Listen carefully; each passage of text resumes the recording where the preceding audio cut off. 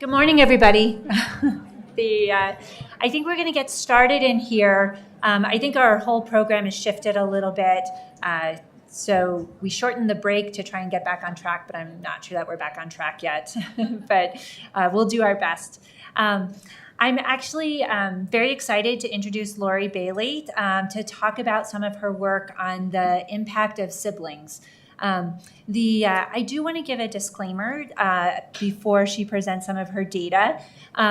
This is data that came from you and your families, and I'm a parent also. We all really worry about our kids, both our children with Dravet syndrome and our other children as well, and some of this data may be a little bit emotionally disturbing. And so I just want to kind of give that warning to people ahead of time, and also be clear that the intention isn't really to upset anybody. The truth is, we really just want to know what the truth is so that we can do the best thing for all of our children. And so that really is the intent of this, is to talk about how are our siblings coping with this situation. I actually just finished talking about caregiver burden in the other room, and that's how you guys are coping with this. And we didn't even get into the emotional aspect of that. We just talked about time and money, which I think is one of those things we're not really supposed to talk about because it's so emotionally laden. And here we're really going to be talking about how our siblings feeling. And so really, please keep that in mind, that this is really just an honest attempt to try and figure out how siblings are feeling, to make sure that we can address all of their needs, and so that all of us who are, all of you who are living with Dravet syndrome and moving through this, can do the best thing for your children. So with that, I'll let Laurie take over.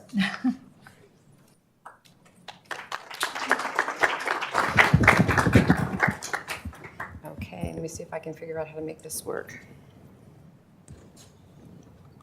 Okay, thank you so much, Dr. Knupp. I just want to say, first of all, what an incredible honor it is to be here with all of you today and to be invited to come and speak. So it's been amazing to work with your community, and I love all of your kids dearly.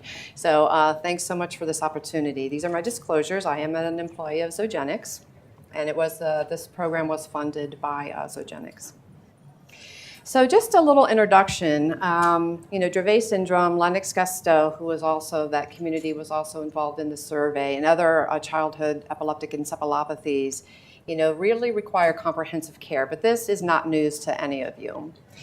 But more and more now, more attention is being put on the burden of care. The quality of life that affects the entire family unit. And Marianne Meskis and Nicole Villas and Sue Goodliffe did a wonderful publication last year, where they found 74% of caregivers actually did express concern for the well-being of the siblings. And so the Sibling Voices Survey was developed to assess the psychosocial impact of growing up with a sibling with a severe EE. So how did this all get started? Well, it got started at events like this. Meeting families, listening to your stories, you sharing your experiences and your concerns and your challenges is what brought this issue to our attention. Insight from different meetings, and also insight from our Patient Advocacy Advisory Board that Zogenix runs every year at AES, with not just the Dravet Foundation, but with several other foundations. And then my wonderful colleague, Dr. Carla Shaw, did a research project on the unmet need, and found that really there was very little out there. There have been some studies that have been done and some surveys with families with severe epilepsies, but none that we could find where they asked the siblings themselves, how do you feel? So anyway, we went to the Dravet Foundation and kind of vetted this idea, and that's how it kind of all got started.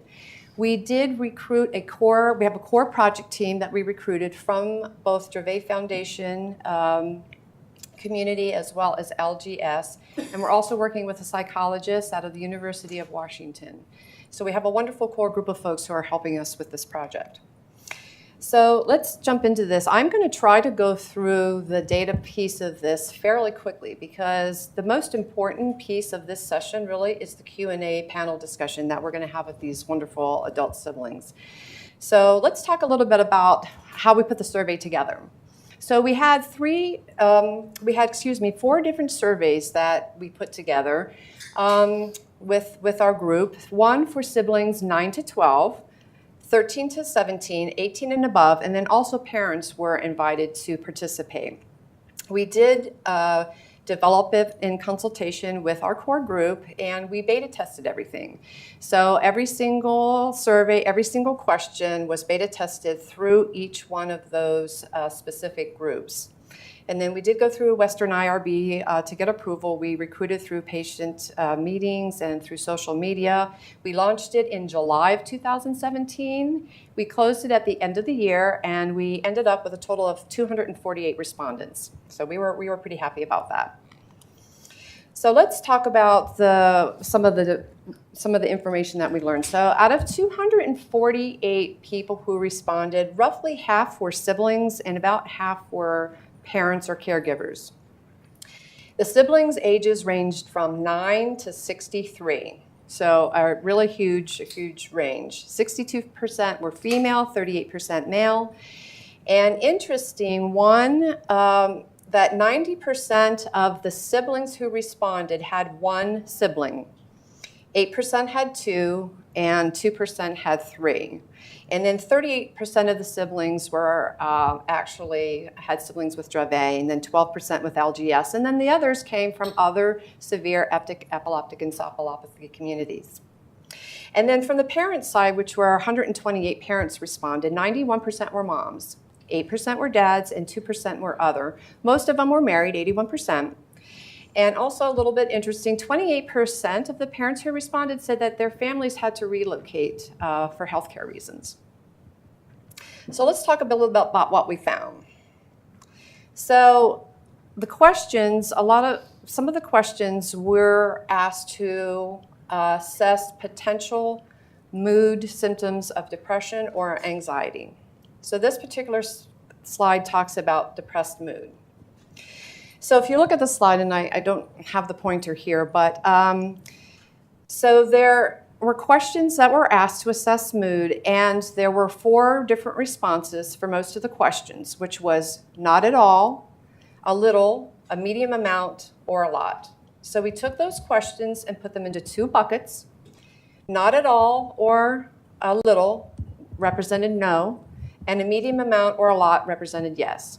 So you can see from these results that siblings responded, 42% of 9 to 12-year-olds said basically no, that they did not have this unhappiness or doubt or felt sad about their sibling's diagnosis. 53% of 13 to 17-year-olds. And if you notice in the gray, there are 2 different shades of gray.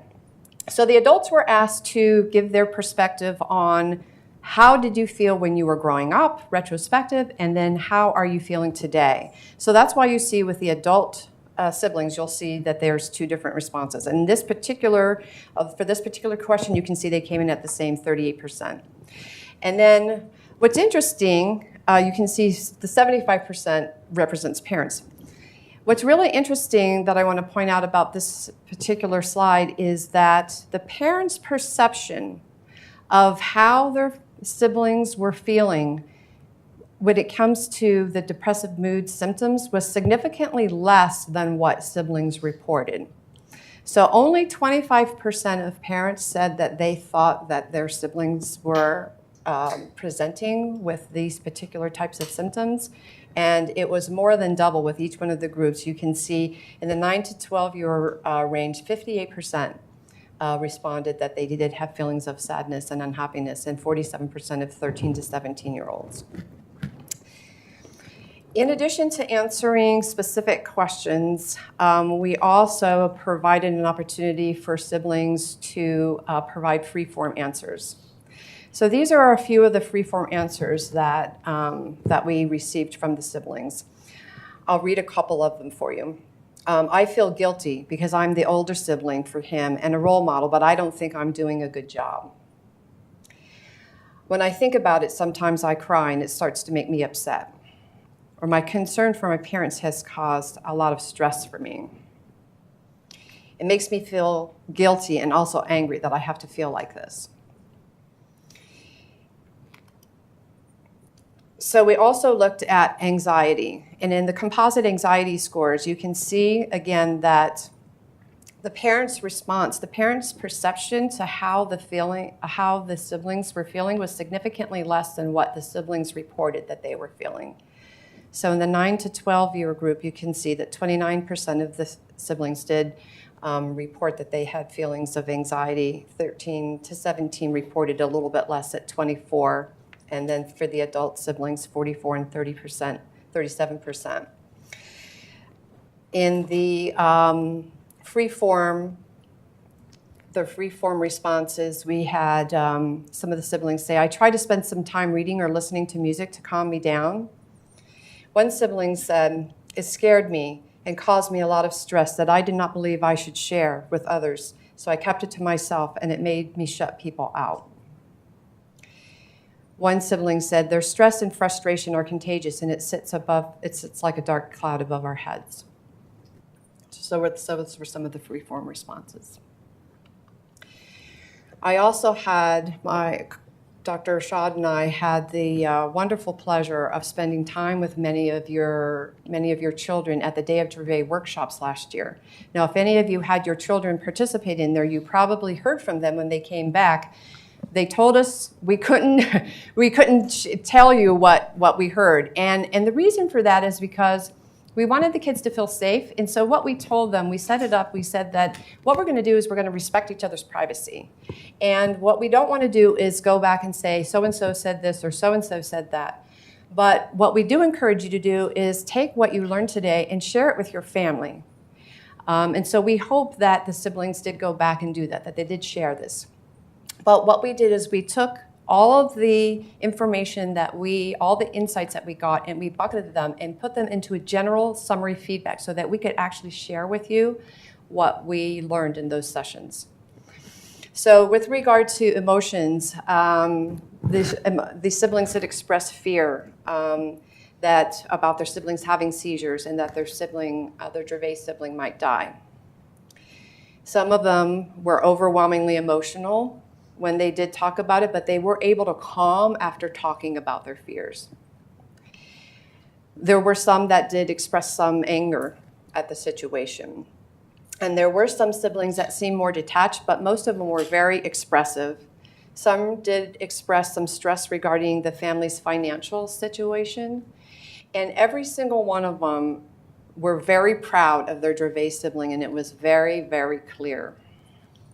With regard to knowledge, this was really interesting for me, but these are the most intelligent, amazing group of kids or people that I've ever met in my life. I'm so impressed with how much they know.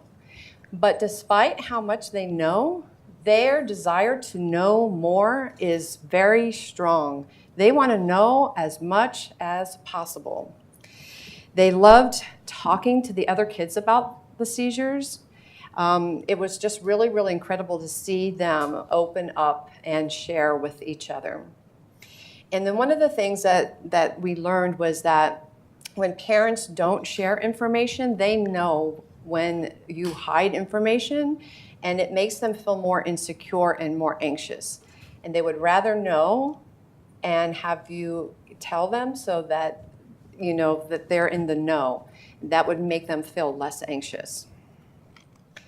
Also, with regard to non-affected sibling relationships, so where there were kids that had another sibling, unaffected sibling in there, we did notice a little bit of sibling rivalry between them. One reason is because they expressed that their sibling that was unaffected was nicer to the sibling with Dravet than they were to them. And so that caused a little bit of friction between some of the siblings.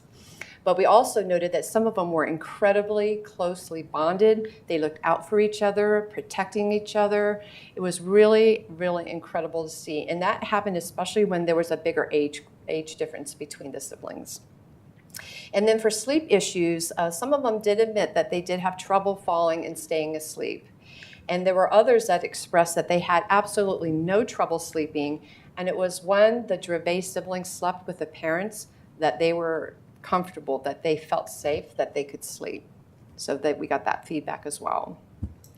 I know it doesn't help you to sleep with a Dravet sibling, and I'm sorry, but it did seem like that gave comfort to the non-affected siblings. And then when seizures happen, the common response is to remove themselves. That's what most of them said. If it's possible, they want to just remove themselves for the situation. But they did admit that they know what to do in case of an emergency, and they felt comfortable with that.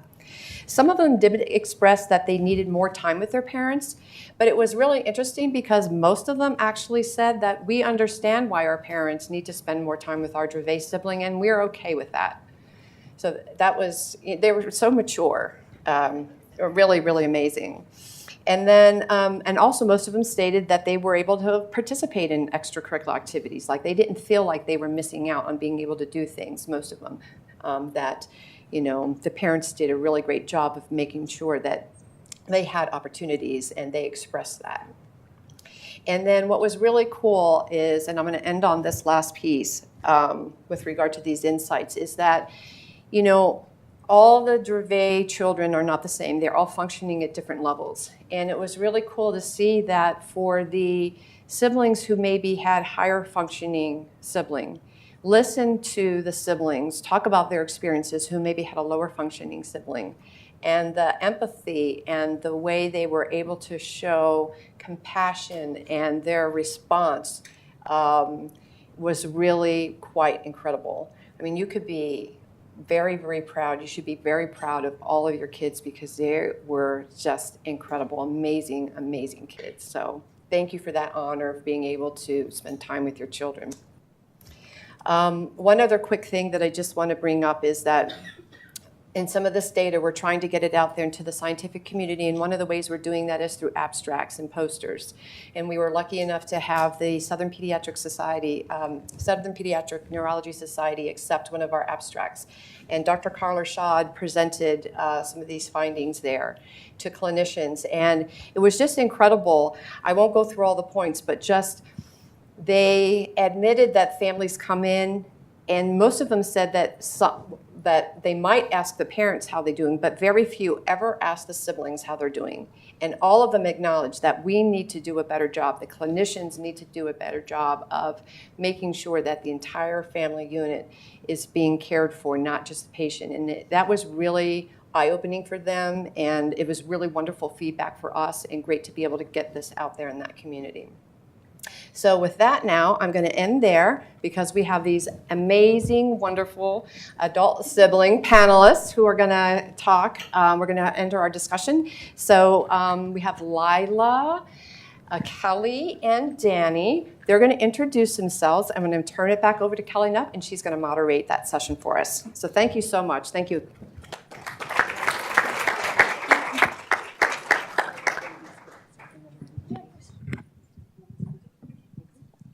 Okay, hi everyone. My name is Kelli Stanley. I am 22 years old. My younger sister, Emily, has Dravet syndrome. She's about to turn 19. This is my brother, Danny, over there. And so I just graduated college from the University of Dayton in Dayton, Ohio, with a biology degree. And right now I'm applying to physician assistant school. Hello, I'm Lilah Goodliffe. My brother Theo has Dravet. He's 15. I'm 21 and I'm still studying psychology. I've just done a year-long placement with anxiety and depression in children and adolescents. Hello, my name is Danny Stanley. This is my older sister, Kelli. My younger sister, Emily, has Dravet syndrome, and we also have a younger brother who has Down syndrome. I go to the University of Wyoming, which is about 2 hours north of here, studying biology. I work in a neuroscience lab where I work with epilepsy in mice, and yeah.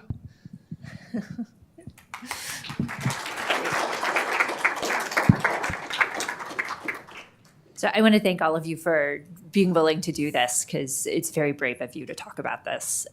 So I'm going to go ahead and start off with some questions, and then maybe we'll open it up to the audience to have them ask some questions too. And I don't think each one of you has to answer the question if just one of you wants to grab the mic and address each one. So, so I want to start off with, what are the positives of having a sibling with Dravet syndrome? I feel like there are a lot of positives. I definitely feel like it's made me like a better person, more empathetic and more like resilient to other difficulties like generally in life. So siblings can sometimes find it difficult to ask questions of your parents. How did you manage that? How did you ask questions, and how did you gain knowledge about Dravet syndrome? I know my parents in particular were very open, and any questions we had, they would answer. I also think that me and my sister's relationship obviously helped me a lot. And I could go to her with any questions, and if I didn't feel comfortable, she could go to my parents or our parents, or yeah. So. Where else did you find information or support? So, like my brother said, our parents were very open with us, and even if they weren't giving information without us going to them first, when we did go to them, they would, answer whatever we asked. I think also going to conferences like this, like we were just, all three of us were over in the sibling camp this morning. So, like if you guys have younger kids here, we were over with them, and just kind of discussing different things amongst siblings. I know Sophie Meskis and I met when we were really little, and we, hung out a lot. Also, like some kids look up stuff on the internet, which is good and bad because there's not a ton of information, and the information that is there is sometimes a little concerning. But there's definitely different resources, and especially coming to stuff like this or the Day of Dravet or that kind of thing really do help with getting to know other siblings and kind of getting your questions answered that way. How often did you look stuff up on the internet that your parents didn't know about?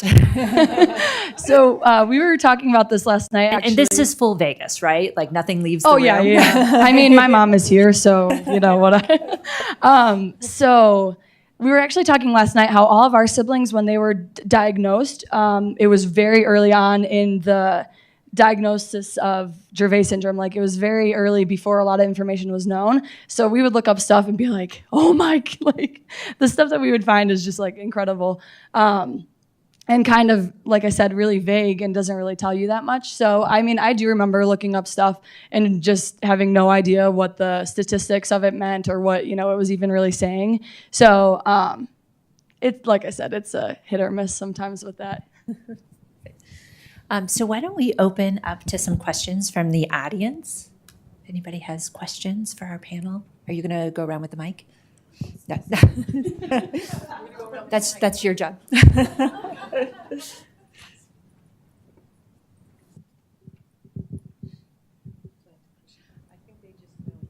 Hi. I can see that you're all very smart, accomplished Dravet siblings, and you're all going to do amazing things. Did you ever feel a lot of pressure from your parents to succeed and get good grades, and like that pressure because your Dravet sibling wouldn't go to college? And I think what you're asking is, did they feel pressure to From make their up for parents. what wasn't happening? Yes. Yeah. I think there was pressure, but I think there would have been pressure anyways if there wasn't. I think my mom and dad wanted me to succeed no matter what. And I think that having a Dravet sibling even helped me in that, and obviously pushed me to the path that I'm on now. And it pushed them, I believe. Yeah. like too much pressure? No, I don't think so. And I think I could go to them if I was overwhelmed or, I was thinking about this earlier when my sister would have a seizure and I was younger. My parents would either give me a job if I wanted a job. Like when I was really young, my job was to take the time. What time is it? How long did it last? I think Kelly's job was to get a towel or to call the ambulance if it was over 20 minutes. And that wasn't too much pressure. And then when we got older, I know Kelly administered her medicine when she was 8 when she was 8 for the first time, and I didn't administer until I was a teenager, and I wasn't really comfortable with it, and they never put that on me until I was comfortable. So, speaking to that, the 8 years old thing, if you know my mom, she's crazy, and so that, and I also really pushed to be involved. I really wanted to give the medicine, and they were like, Kelli, you're 7, like, shut up. And they were like, on your 8th birthday, that was like my birthday present that year, to give the medicine. So that's not normal. I know that. So, Other questions from the audience?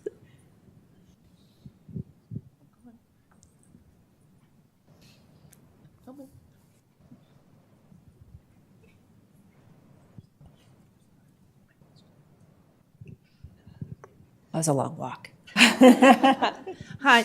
Do you think about the future, like there? And I don't want to sound morbid or worry the parents here, but most likely your parents will die before you and your sisters. And I was just, do you think about that step in your life? Because I know a lot of parents, when I take care of a lot of kids with disabilities and Dravet and all of that, and they worry all the time what's going to happen to this child when they pass. And I was wondering if you talk about things like that, or you even think about things like that. So I think it's something that I do think about. It's hard not to. And I also do feel that responsibility, partly because if anything happened to my parents, I would want to look after Theo. But then also, it is hard because I've a lot of my life, I've sort of, through friends and then finding a partner, it's something that I've thought of, that I would want them, they have to accept that part of my life. So, yeah, if anything happened to Theo, I do feel responsible. Is it something? Responsibility in terms of looking after him. Is it something you think about a lot, or is it just sort of pervasive in the back of your head? It's not something I had actually thought about at all until 2 years ago at the last conference, and speaking with other siblings. Since then, I've thought about it a fair bit and spoken about it a little bit, which helps. I feel like my mum is a little bit dismissive when I talk about it. Sort of like, well, like you don't need that responsibility. Like you shouldn't have that, but I do. I feel like I do. Other questions? I have a question. I have a 13-year-old son that doesn't have Dravet. He's the older sibling, and he's just he's entering 8th grade, building friendships, more aware of perception.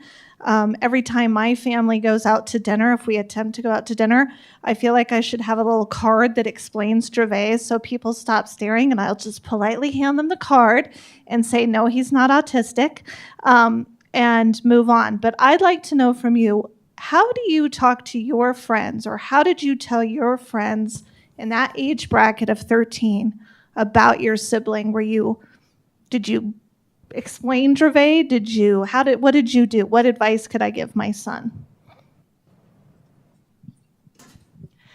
I definitely understand where you're coming from with the going out and people watching you, because our little brother who has Down syndrome is bald also, so people really, like to watch us. But anyways, going off of that, I think what I did, at least, is you have, your close friends, your good close friends who know your situation already, who have been to your house, who have met your siblings, and just kind of explain, in lay terms, just, what you know. I mean, as a 13-year-old, the information that you have, you can share with your close friends. And then from there, I think it kind of just branches. The more you hang out with certain people, the more they start to, understand the situation or know about different things. You can't expect them to, go to somebody and be like, hey, this is what's going on, and then them to completely understand, because they never will. No friends will ever understand. And so I think it's just part of the job, I guess, of being a sibling, is kind of just, accepting that it's not going to be the same situation that your friends have with their siblings. It's not going to be, the same relationship that you have. But just, I would say your close friends are the ones that you should focus on first. And then from there, kind of just branching out after that. While we move on to our next speaker, let me just do a follow-up question to that. So who or what has been the biggest support for you in coping with the challenges of being a sibling of somebody with Dravet syndrome? I think knowing other siblings has been a big support. Also, I had someone at school, like a school sort of counsellor, who's really supportive. I think sometimes to have someone outside of the family helps. Yeah.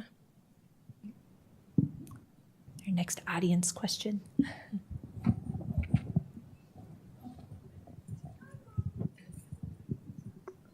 For, I guess, advice to parents, can you come up with maybe like what's the most important thing for parents to do and most important thing for parents not to do? I think he slipped in 2 questions. I'm only paying for one. I think the most important thing is to be honest, but also I think everyone's different. People want to know different things. So I guess if your child asks you questions, just be honest with the answers. And I guess that sort of goes into not what to do as well. Don't sugarcoat it. It is hard, but that can sort of bond you as well, because even though it's from different perspectives, you know, you're still the same family going through the same thing.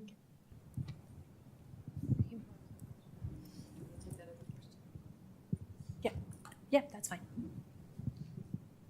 What would you tell your younger teenage self? So my situation is my daughter, who's 14, whenever we don't go out in public much either, but when we do and we have her brother, she gets super, super stressed about it and kind of shuts down. So what would you tell your younger self now? If I even question, all right, I don't know. I think what you're asking is like, how do you deal with the stress or anxiety or the embarrassment even of being in public? And I think to me, it turned into like, anyone who's going to give me crap or whatever for my sibling isn't worth it, you know? I don't care what they think because they don't know my situation. I've even, like, I was at a party one time and my sister was playing on the drums and she was making a ton of noise, you know? Sorry. And, like, some of the guys at the party were like, oh, like, can you tell her to stop and stuff? And she's being annoying. And I was like, no, she's having fun. Like, it's a party. It's not that much noise, you know? Like, it's not worth it for me to stress over what other people think, you know? They're not as important as she is, you know? So.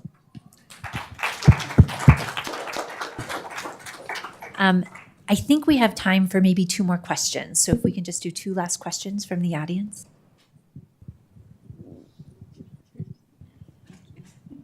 So in the presentation, it talks about the older sibling specifically having guilt and not feeling like they're doing a good enough job.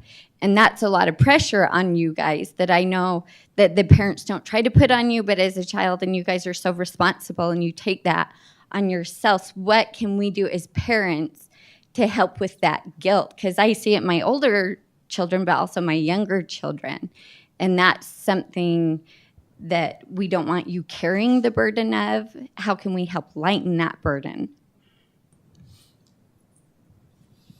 I don't know if this necessarily answers your question directly, but I think it's really important to make time and like positive time as well with the other siblings, with your other children. And I think that space to talk and talk about other difficulties, how school is, and things like that will sort of help with feelings of guilt, because I think the situation won't change, but I think talking does help a lot. I think too, and this will happen over time, but eventually, you know, you just realize that this is the way that your life is. And it's not awful, you know, it's not like the worst thing in the world. So I think, you know, a lot of times when I was little and like I had to watch my siblings or something like that, you know, like, okay, I would go to a friend's house on Friday night, but Saturday night I have to stay in and watch, my siblings or something like that. So like what Lilah was saying, also like making time for also to hang out with your other kids, but also for them to, do their own kind of thing and kind of get their mind off of the responsibilities at home. But there is a larger responsibility, and that's just kind of the way it is. I mean, there's no perfect way to go around that, unless you can like purchase another caregiver that can just be with them 24/7. There's no other way to go around it. So eventually it just becomes like, that's just, how it is. And it is a lot for kids that feel the stress and the burden of a sibling that, when you're 10, there's nothing you can really do about, So it is a large burden, I guess, but at some point it just, it lessens. It becomes, just part of every day. Do we have one last audience question? I think we've answered everybody's questions. So we do have one. Hand over here earlier. I just have a quick question about the younger years. Our daughter with Dravet is 10 and her sister's 9, and she's going through a stage of just kind of being super angry all the time. It's not fair, because of the difference in, certain things that Mia can't do versus her sister. She's just always it's not fair, and just angry, and I don't know, it's just a tough time that way. And did you all go through, I guess, that type of, I don't know, I don't know how to ask the question, I guess. I definitely felt angry a lot, particularly towards my mum. I felt like she didn't have time for me, and she had like prioritized her time with Theo or researching Dravet, which like as a child that your sibling needs that time, and you want that you want them to have that, but it also doesn't make it any easier, and sometimes that's hard to understand. But yeah, I feel like, speaking for all of us, I feel like we've all like gone through that stage. So there's hope. So just one last parting question to each of you, if you could each take maybe 30 seconds to answer it. What is your advice to these parents now that you are older and wiser and have lived through this? What is the one thing that you'd like these parents to go away with, the one piece of advice? So I'm not sure if this is really advice or not, but what I would say is that, Dravet is part of, the life in your life. And looking back, there were hard times where I was like, mad or angry or frustrated with certain situations. But, you do get through it. And like, I really wanted the responsibility of certain things. Like I said, I wanted to give the medicine when I was 8 years old, like a crazy person. So that's what happened. And then now, I think that just like a little piece of advice is just, if they want to be involved, involve them. If they don't, there's things that they're going to have to do.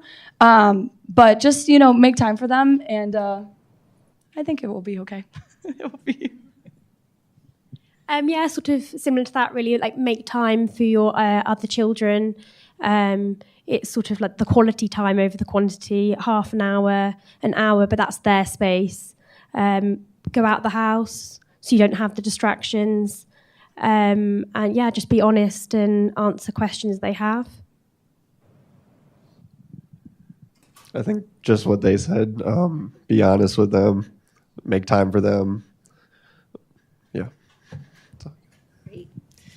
Well, I'd like to thank you guys for opening yourselves up and allowing everybody to ask you these questions. Clearly, your parents have done a very good job. You're very bright and successful, and it's amazing to see all the things that you guys are stepping out to do in the world. So.